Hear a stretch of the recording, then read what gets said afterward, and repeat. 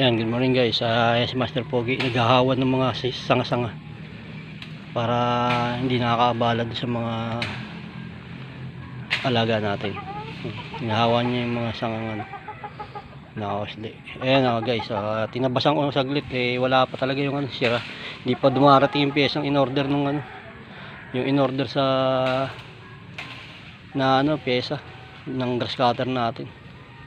Kaya hindi mag-grass cutter, napakataas ng damo. Ito tinabasan ko, hindi makagalaw yung manok. Kaya tinabasan ko yan, makaka-round na siya.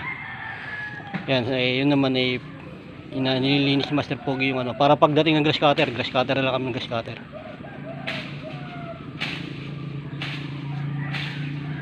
Hindi makagalaw yung mga manok Sipag ni Master Pogi, no? Yan, tas-tasin mo lahat yan. Nasarapan mo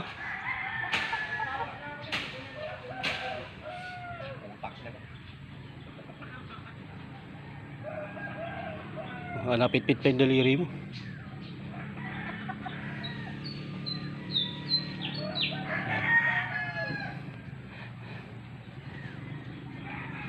Ito yung labas para dyan sa mga seat. Huwag mo lang itataga sa malaki.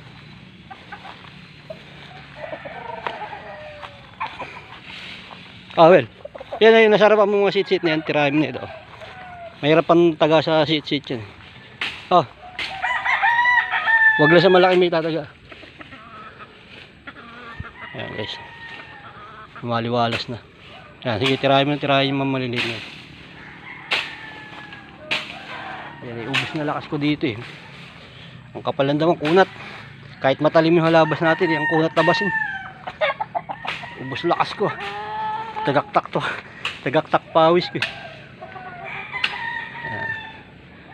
Yes, tas-tasin mo ng halabas yan.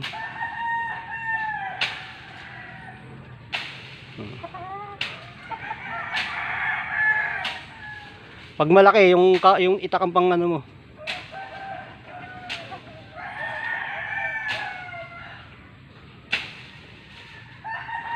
Nakalundo na yung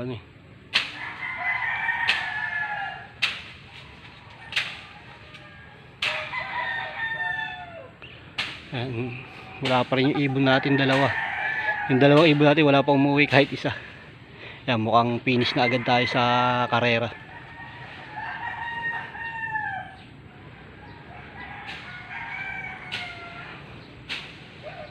Tuwan-tuwa manok niya, naaliwalasan.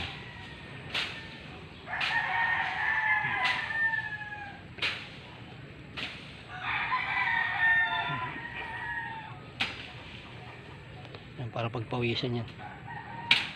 Lagi nakahiga Kahit may ginagawa ko siya, nakahiga lang. Diba? Ngayon pagpapawisan siya ngayon dyan.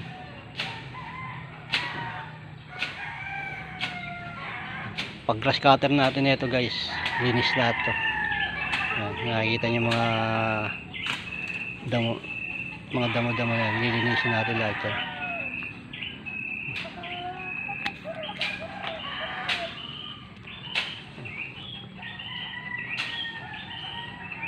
Tas-tasin mo yan, tas itulak mo dun pababa.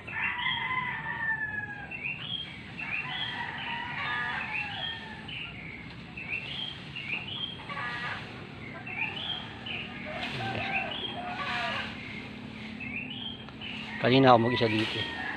Ngayon siya naman doon.